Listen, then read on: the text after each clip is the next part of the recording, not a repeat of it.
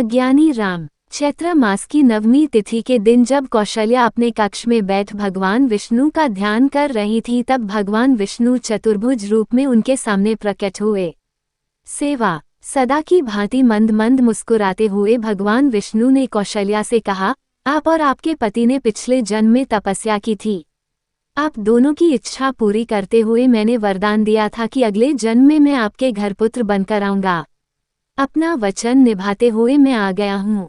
कौशल्या ने भगवान से कहा, मैंने तो सुना था कि भगवान हमेशा सत्य बोलते हैं, लेकिन आज जाना कि भगवान झूठ भी बोलते हैं।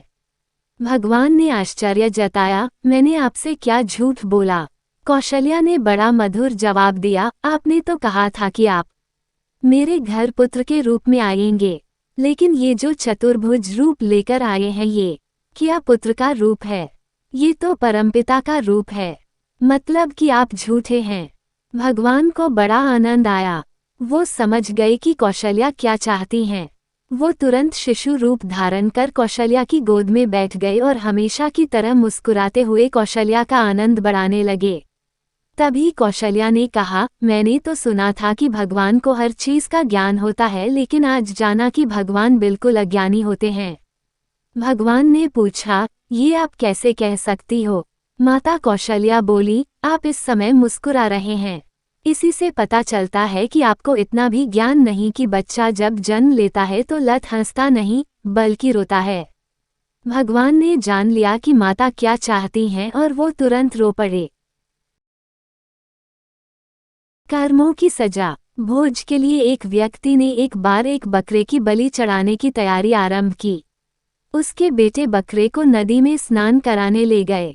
नहाने के समय बकरा एकाएक बड़ी जोर से हंसने लगा, फिर तत्काल दुख के आंसू बहाने लगा।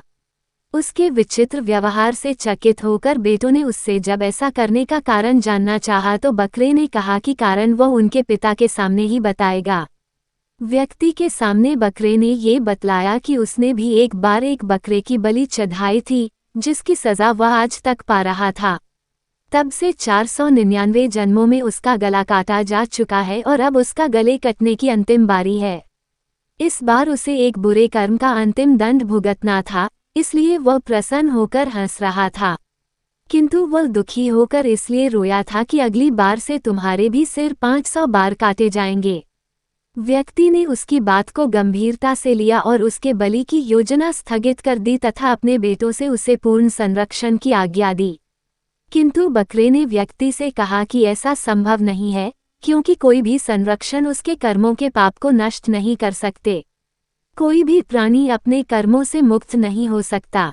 जब बेटे उस बकरे को लेकर उसे यथोचित स्थान पर पहुंचाने जा रहे थे, तभी रास्ते में किनारे एक पेड़ के शाखा पर नर्म नर्म पत्तों को देख ज्यों ही बकरे ने अपना सिर ऊपर किया, तभी एक वज्रपात हुआ और पेड़ के ऊपर पहाड़ी पर स्थित एक बड़े चट्टान के कई टुकड़े छिटके। एक बड़ा टुकड़ा उस बकरे के सिर पर इतनी जोर से आ लगा कि पलक झपकते ही उसका सिर धड़ से अलग हो गया। जय श्री राम।